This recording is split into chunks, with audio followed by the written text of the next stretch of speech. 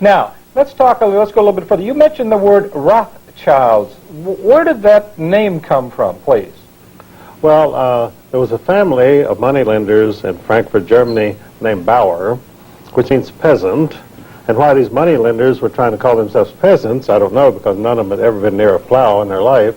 And so they were moneylenders, and they needed some way of advertising their business. And so the founder of this dynasty, the House of Rothschild, put up a red shield above his door so that people who came from various parts of Europe to change money with him could find it. And so after a few years, people didn't know who Bauer was, but they knew the Rothschild. The red shield was Rothschild, and so he simply began to call himself Rothschild. Okay, now he died eventually, but did he leave a dynasty of some sort? I mean, how did this happen? Well, he left 5 sons who were very well trained by this man, who by that time had become the outstanding moneylender of Europe. Due to a very peculiar circumstance, King George III and the Bank of England wanted to punish the American colonists for being so obstreperous and for refusing to give all of their profits to the Bank of England from their income. And so when they rebelled, then the British Army did not really want to fight their American cousins. So King George said, well, I've got to get somebody else to fight this war. I need some mercenaries, some hired soldiers. And over in Germany, the Elector of Hesse, a German province, had a very well-trained group of soldiers called the Hessians.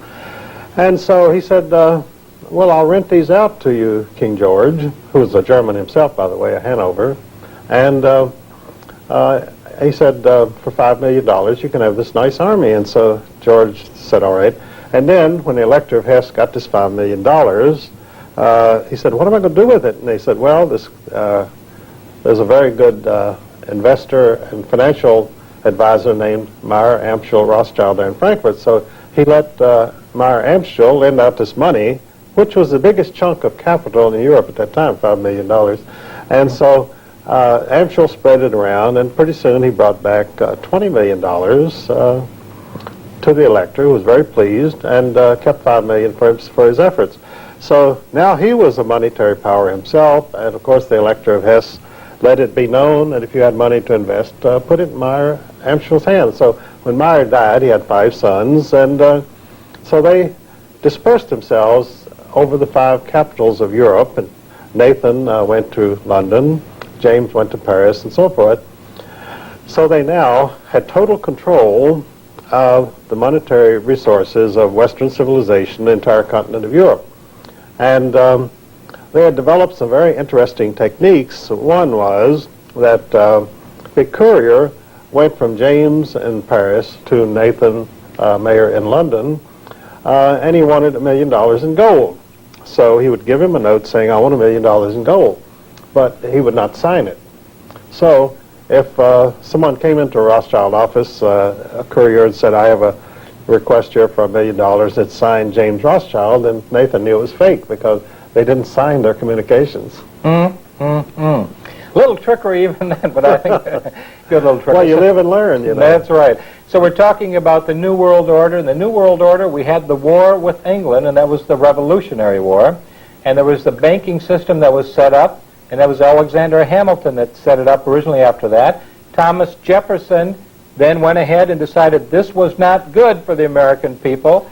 And then after that, we had the War of 1812, and then we come to Andrew Jackson, and he fought the bankers again, and then we have the Rothschilds, and their dynasty is building. Tell us about the Rothschilds now, how they enter into the picture as far as, shall we say, the Federal Reserve is concerned.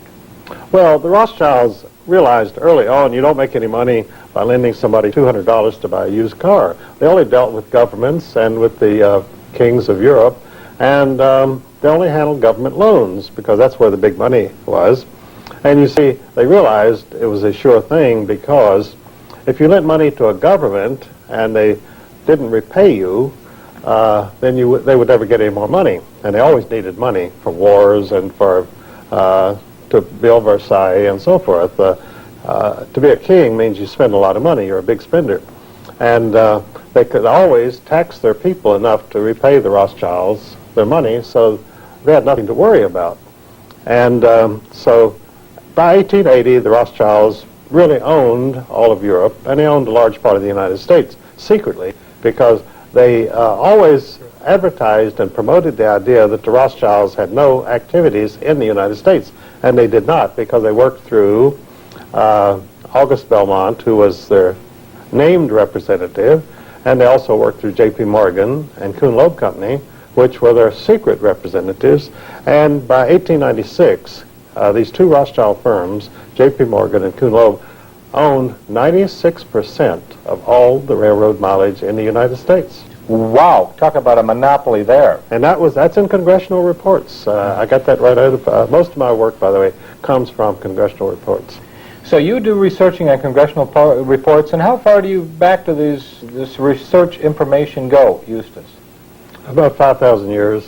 5,000 years. We're talking to Eustace Mullins, ladies and gentlemen, and we're talking about the New World